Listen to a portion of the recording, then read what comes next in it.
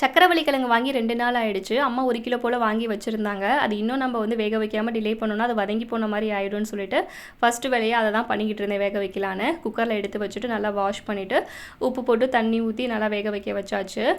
தயிருக்கு உர ஊற்றுன்னு சொல்லிட்டு பால் காய வச்சுருந்தேன். அதை ஆறிடுச்சுன்னு சொல்லிட்டு திருப்பி ஹீட் பண்ணி உர ஊற்றி வச்சாச்சு. மதியத்துக்கு வந்து பழைய சாதம் தான். முந்தின நாள் நைட்டே சாப்பாடு வடித்து தண்ணி ஊற்றி வச்சாச்சு. பழைய சாதத்துக்கு நிறைய தயிர் தேவைப்படணும்னு மார்னிங் போல் தான் உர ஊற்றினேன். ஏன்னா அடிக்கிற வெயிலுக்கு மதியம்லாம் வந்து நல்லாவே உறைஞ்சிடும். மார்னிங் பிரேக்ஃபாஸ்ட்டுக்கு நானும் அம்மா தோசை தான் ஊற்றி சாப்பிட்டோம். ஹஸ்பண்ட் லேட்டாக எழுந்ததால் எனக்கு எது வேணால் டீ மட்டும் போதுன்ட்டாங்க. சாப்பிட்டதுமே வந்து அந்த சக்கரவள்ளி கிழங்கு கூட எனக்கு சாப்பிட தோணலை. அது ஈவினிங் தான் சாப்பிட்டோம். அது 2 நாள் வரை நல்லாயிருக்கும்.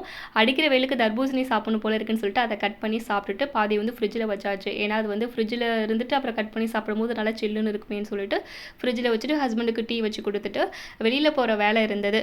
இன்னும் ஒரு 4 நாளில் வந்து கோவிலில் ஃபங்க்ஷன் வருது. சரி சாரீ கட்டுற பிளான் இருக்கிறதால ப்ளவுஸ் தைக்க கொடுக்க போனேன். அது முன்னாடியே நான் கொடுத்துருக்கணும். ஏன் தப்பு தான். 4 நாளைக்கு முன்னாடி போயிட்டு டைலருக்காகவும் இல்லை.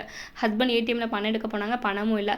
போனதுக்கு பேக்கரி போயிட்டு ஒரு எக் பஃப் 3 சிப்ஸும் கொஞ்சம் வாங்கிட்டு வீட்டுக்கு வந்தாச்சு. நெக்ஸ்ட் பிளாகில் பார்க்கலாம். பாய்.